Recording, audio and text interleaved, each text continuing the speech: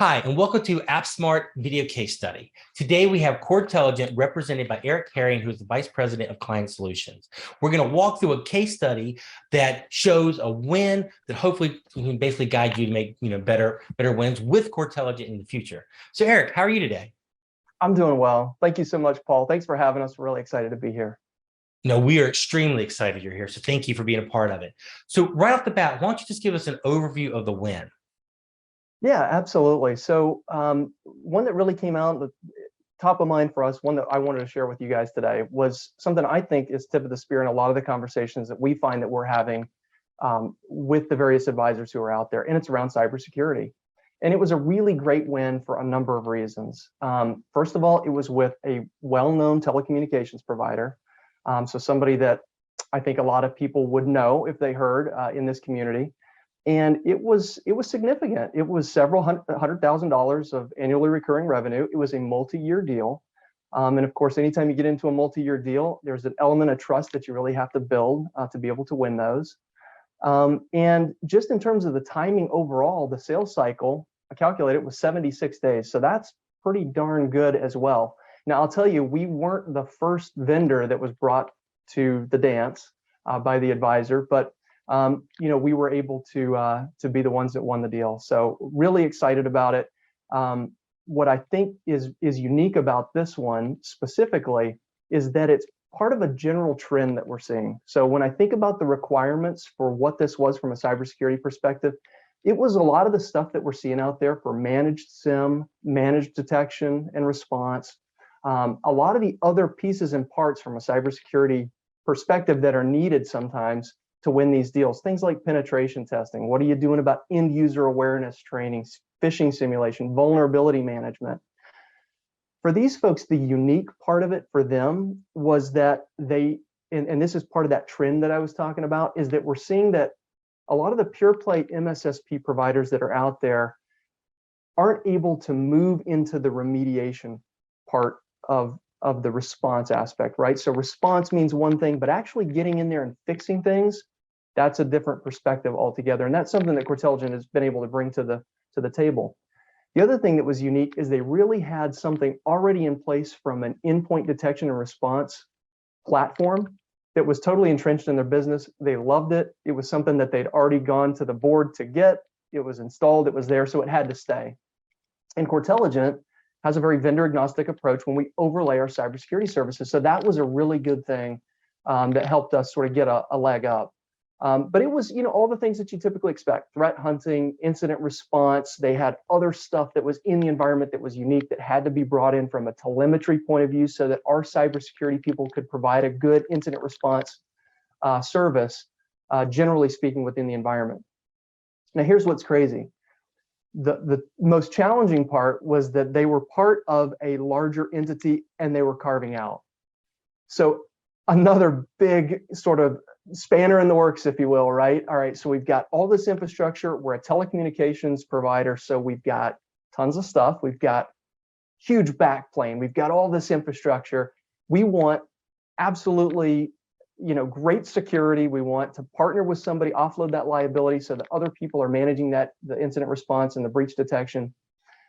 But we're also going to be taking a piece of that and we're going to be moving it out, and that's going to be your piece, and this other piece is going to be handled by the existing teams. So that was a real challenge. So when you think about the carve out, there's personnel that are moving parts. There's technology that's moving parts. And for these folks, interestingly, their parent company is outside the US. So there was also big concerns around passing the DOJ. So this is one of the few compliance things, a different regulatory framework that I've ever been a part of in terms of being able to put a check mark beside it. And it was the Department of Justice had to approve. So there were a lot of moving parts in this. And I think that, what I feel we brought to the table was being able to provide a lot of value in the pre-sales process to be able to help provide everything that they needed from a responsiveness point of view, being able to give the, I hate to say that, the sort of that trusted advisor, trusted consultation, but we really were able to do that for both the near term and where they were going to be from a future state perspective. So, that's just a little bit about, sort of the overall dynamics of the deal. but it was a tricky one, and it was a lucrative one, and I feel like we really made the partner look good. No, which if you think about it too, if you got, I mean, first of all, lucrative. We love when these deals are huge. I mean, that's a win for everybody involved. But to your point, with that comes complexity. The moment you said carve out, I mean, if you've ever been through mergers and acquisitions and spinoffs and stuff, there's so much complexity there. And so now it makes sense. You guys were able to manage a lot of complexity to basically make it happen for the customer in the end. So kind of as a playoff of that, how did you truly make a difference for the customer if you carved that one piece out? Yep, I think it was, going back to that piece around providing really good consultative services in the sales process. So, with what they had going on organizationally, just in making this move internally and the way they were carving out, there was a lot going on beyond just the cybersecurity aspect, right? I mean, there was just a ton in the organization. So the people that we were working with, they had a lot going on. And just to help them keep it straight, right? And they're evaluating multiple vendors. So to keep them on target, to be able to help them understand current state, future state, and to be able to also kind of give them the sense, because we've done this before, especially around carve-outs and these very unique scenarios, we were able to provide a lot of value in terms of guidance on what that's going to look like, what you need to be thinking about, and then how obviously Coretelligent is going to come in and to be able to alleviate a lot of the problems that would be potential obstacles, identifying those obstacles in advance before we even hit them. I agree. Now, do this. The first of all, that was great, but tell me about after the deployment. So you're right. A lot of this was pre-sales and working. It's like you were smart enough to see the potholes before you got there. Now that you've deployed, which you're right, sometimes deployment is a whole is a whole world of itself. After deployment, how did things go? It went really well, but it's not without its things that we always have to be thinking about, right? So we had to be very agile. We knew that because of the carve out, there were some things that really had yet to be determined. Even once we had signed papers, right? Who was going to be responsible for this aspect? What was the time frame and the horizon around when some of these systems were going to be totally separated? So we had to be very agile in being able to ingest and look at what we could look at and provide a great service all along that pathway.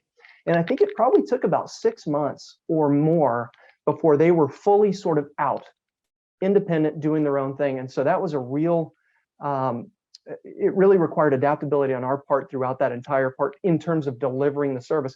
And hey, there were some things that we didn't know in the sales process, things that were introduced after the fact. And I think that's what is the mark of a great partner, is the ability to be able to adapt and the ability to make that work for the client, and not to introduce a lot of uncertainty or unexpected cost or anything like that. So I think we did a pretty darn good job as far as that goes. And today, hey, they're out there. So they're a standalone entity. Everything's working really well. We've been able to tune that environment. As you probably know with cybersecurity, the most important thing is getting that signal to rise above the noise, right? And so it does take a period of time once you get a good, stable environment to benchmark it, tune it, and then understand what you're looking at so that you can deliver a really great service. No, I agree. Now, if you had to boil it down, what do you think is the biggest benefit for the partner at the end of the day? I think, and this was a unique one because it was the first time we'd ever worked with this particular advisor. And, we want to make sure, especially in that case, there's a lot of trust that needs to be developed. This was a longtime client of this advisor. And so they're bringing somebody in, right? So the biggest part was checking the boxes with the partner first, making sure that they felt comfortable bringing Coretelligent in and that we were going to be a viable contender, right? I mentioned we weren't the first vendor, but we were the vendor who won it. So, we wanted to be able to give that advisor the opportunity to provide good quality partners and to be able to present good quality partners. And we're okay with that. We want to compete. We want to present well. We want to do the best for those opportunities that really match our abilities. And so I think we did that. I think we made them look good because they brought capable partners. And then we also really helped to drive that sales cycle. So we're not the kind of folks who sit back unless the partner really wants us to be totally hands off. We don't find that to be the case. We find that partners want a really bespoke engagement with folks like us from the vendors that really will follow their lead from a sales perspective, but they want people who are responsive. They want people driving that sales cycle, and you don't get to 76-day close sales cycle without really being responsive and driving that sales process, doing everything that's necessary to be able to keep that process moving along. No, and I love how you started with trust, because you're right. At the end of the day, we talk about systems and process, but a lot of times the things that we do come down to human interaction, people working together, developing relationships. And to your point, it leads to very lucrative deals when you've got people that you can rely on. Because the thing is, what I'm guessing is the next time this advisor comes to a similar situation, they're going to think of you right off the bat. Like, okay, I've done this. I've been down this road. They're a trusted entity. Now let's go do it again. And to your point, if you do these level of deals a couple times, we're all smiling. That's a win-win all the way around. Okay. So put yourself in the mind of the customer for a moment. You're the customer. If they had to say one word about Coretelligent after going through this process and kind of where they are now, what's the one word? You know, Paul, if I had to break it down just to one word, in this scenario, I think they would say capable. That's the word I think that they would use, because that's really what they needed. They needed a capable partner. They needed somebody who could actually execute in this very sophisticated environment and with these very sophisticated changes. So yeah, capable. You know, it's funny you say, I love the word capable. A lot of times people are like, oh, well, capable is, to me, capable, there's so many just kind of reverberations around. There's agile, that you can adjust. Someone that's capable is going to get it done. And that's, at the end of the day, that's what we all want. We want to hit the finish line. If you don't hit the finish line, it's like I used to, I played a lot of baseball growing up, and if you hit a ball really high in the air and they catch in the outfield, that's just a pretty out. There's nothing, you didn't do anything other than make it a flamboyant out. You didn't advance your calls in many cases, and in some scenarios maybe. But okay, now put on your hat. You're the advisor. What's the one word you would talk about Coretelligent in that respect?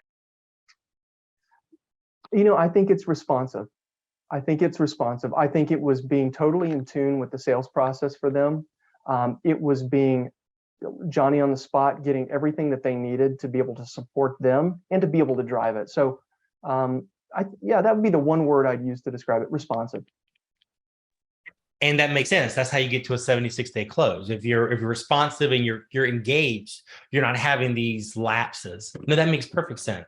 Well, I have thoroughly enjoyed learning about this new opportunity. I'm so glad you got it. I mean, like I said, hundreds of thousands of dollars at play here, which means also the opportunity for renewals, and that can live on, and other opportunities are going to come because of the advisors trusting you. So kudos all the way around. This is fantastic news. Thanks so much, Paul. And we're just so happy that being part of the AppSmart ecosystem and environment, that you guys trusted us to give us this opportunity. Absolutely. And thank you for watching. And hopefully you have lots of great sales off the stuff you just learned here from Eric. Have a great day.